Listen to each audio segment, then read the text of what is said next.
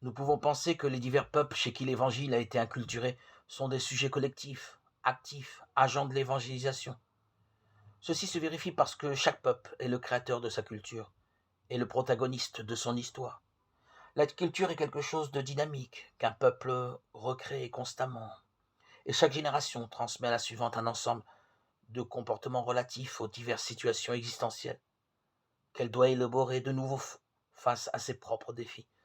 L'être humain est à la fois fils et père de la culture dans laquelle il est immergé. Quand un peuple a inculturé l'Évangile dans son processus de transmission culturelle, il transmet aussi la foi de manière toujours nouvelle, d'où l'importance de l'évangélisation comprise comme inculturation. Chaque portion du peuple de Dieu, en traduisant dans sa vie le don de Dieu, selon son génie propre, rend témoignage à la foi reçue et l'enrichit de nouvelles expressions qui sont éloquentes.